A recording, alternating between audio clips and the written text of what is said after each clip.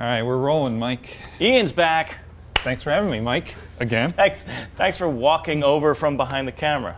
It was a long walk. I know, it's strenuous. Today, it's another BRZ or that on After Drive. That's the segment we do where you guys decide whether buying the BRZ, the Subaru BRZ, the most hyped sports car in the history of sports cars, or the other car is the move.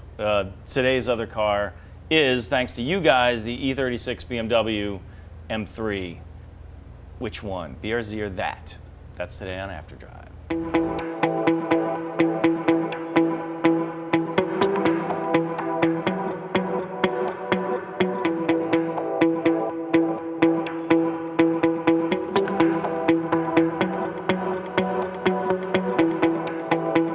So Ian Whalen, what's your Ian does everything. If you watch the show, producing, editing, shooting. Ian does everything else other than stumbling around on camera that I do.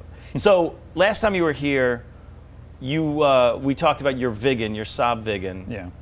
Matched it up against the Honda S2000 and the BRZ. Right. What have you decided? Have you decided anything, or which one are you going to Well, actually, the viewers came up with a lot of great ideas in the thread on the last video, and I'm still kind of considering what you guys have said. So I'm going to start driving some cars. Cool. See what I like. I still really like my Viggen, but it's really cool. I actually saw it yesterday. It's a very cool car. Thank you. Yeah. It's a cool car, but there are other things to try. A lot of cars out there, so. It's a totally different, I mean, honestly, you couldn't get much more different other than the fact that it's cool and it's in this price range of a BRZ. I mean, you could almost get two Viggens if you could find them. Yeah. And that actually is kind of the same situation that we're in today with the E36 BMW M3, right? So there they are.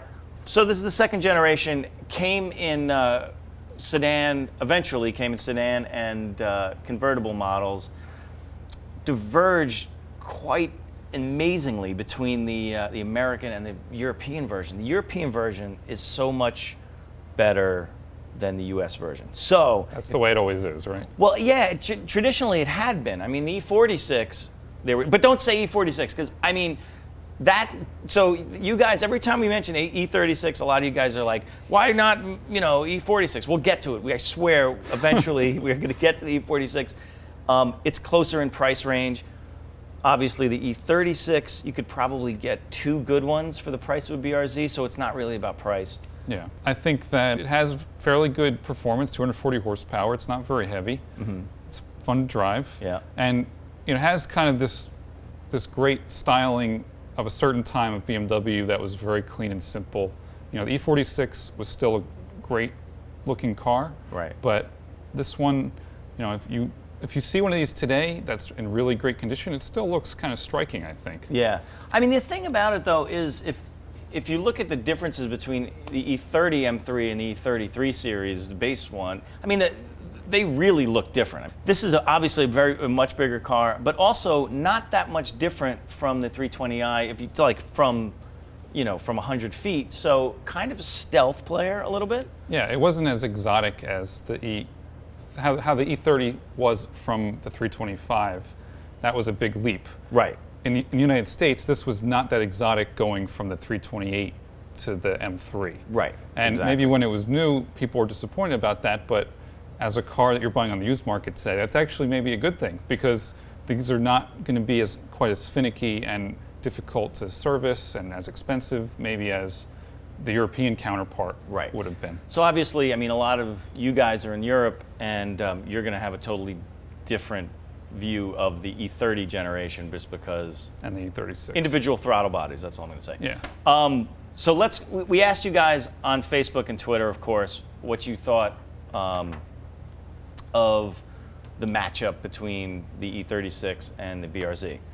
So Eric Varden, I don't know if you uses the French pronunciation, but I don't even know if I'm using the French pronunciation. Sounds about right. Using the garbage American pronunciation. Eric Varden, for a daily driver, get the BRZ. The E36 is much too old now. However, for a track rat, you could probably get the M3, strip cage, and fully prep it for less than a new BRZ. I've seen beat up examples for $5,000 that would make nice track cars. That's a really good, okay, so I mean, you could spend the get extra money. a cheap M3, $5,000 if you could find it. Redo the suspension, tune up the engine, Right. put a racing seat in it, and it's a track car. Right. I mean, the only thing is you have to actually have the cash. And you might want to put a roll bar in it or a roll cage, depending on what you're doing. But. Right. Exactly. Well, I mean, the cool thing about the BRZ is that you can, there are mounts for the cage in there already when you buy it new. Yeah. So it might be a little easier. Might be a little easier. But you've already spent a lot more money. Right, exactly. So if you've got, but I mean, you could finance a lot of that. So anyway, all right.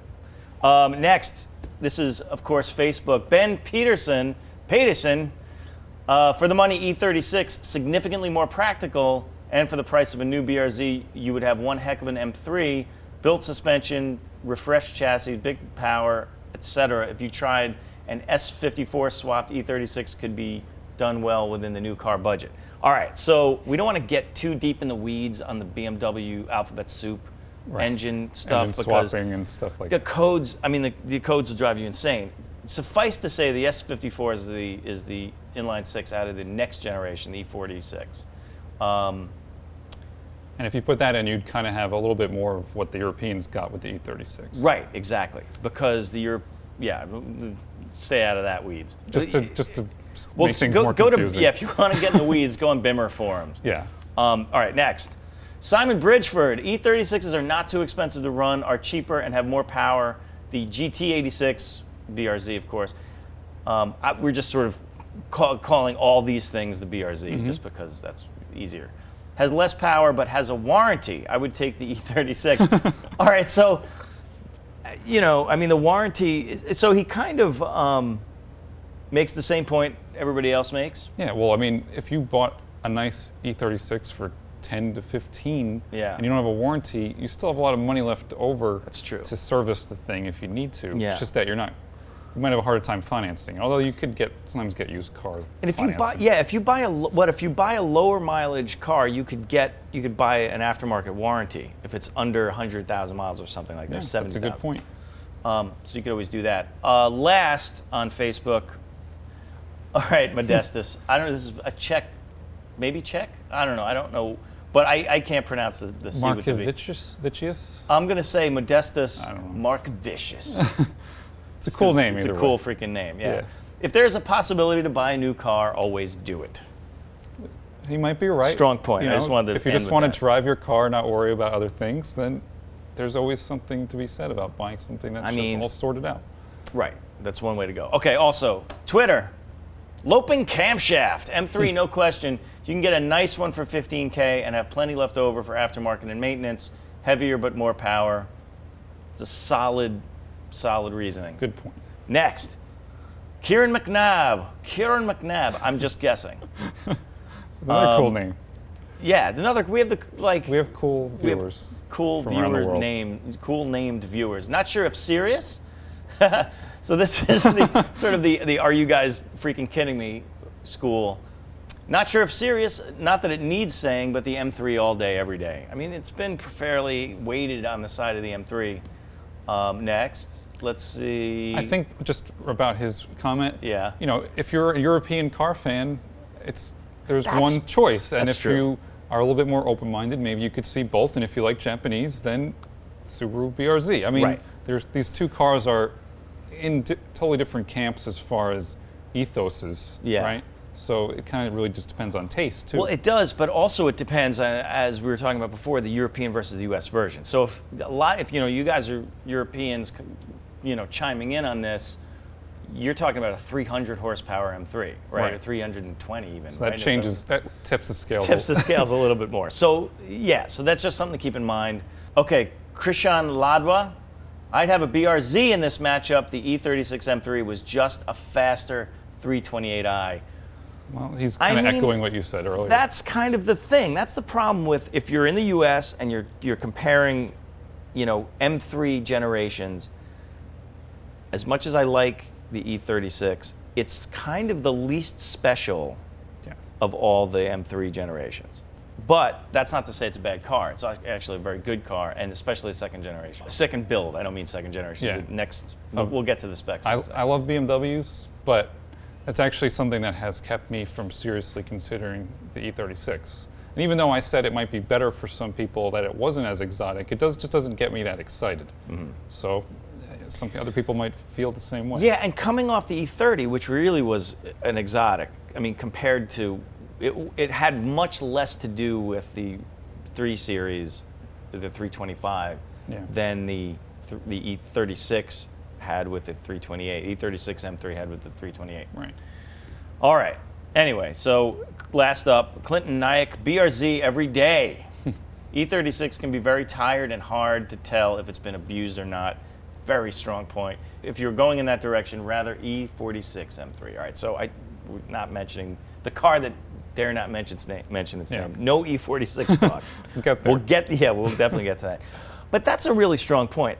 That a lot of the E36s that you see on eBay or around on cars.com or whatever are just beat up because they were. I mean, the good thing about them is that they were bulletproof. The bad thing about them is they were so bulletproof that people beat the crap out of them and ran them to 200,000 miles, and there are a lot of tired specimens out there.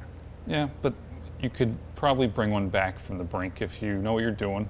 That's There's true. a million parts out there for those cars, aftermarket suspension pieces and Yeah. things like that to make it even better than it was. Yeah. So if you're so inclined and you like the E36's, comportment, as long as it's not rusty. As long as it's not rusty. All right. So let's take a look at the specs. All right. Obviously, Subaru BRZ, same as usual, 2-liter flat 4, 2,762 pounds. 200 horsepower. 200 horsepower. Now, if you happen to be American, you look at this and you go, it's pretty nice. Yeah. Pretty good deal for the time. Yeah, the car had pretty good performance numbers, even for today. It has pretty good performance numbers. But then you look at the European cars and you kind of wish you had that experience. You have a sad. Yeah. You look at it, I mean, forget it. They're not even, it's just much more exotic and probably not quite 100 more horsepower, but a lot more. And we haven't driven that car, so I know some of you guys probably have out there in comment land. And so you'll why don't you notice, tell us about it. Right, and you'll notice that all the photos that we have are from the European car. That's really because we don't have the right, there's rights issues. I don't want to, but we can only use photos that came mostly from BMW or our Wikipedia rights, free. But anyway, don't worry about that. So first build, maybe 95, it had the 3-liter. 3.2 liter came in 96 to 99, so most of those cars have that. 236 pounds-feet for those cars. And so 10 grand for a good entry level, not like a well-maintained, good example.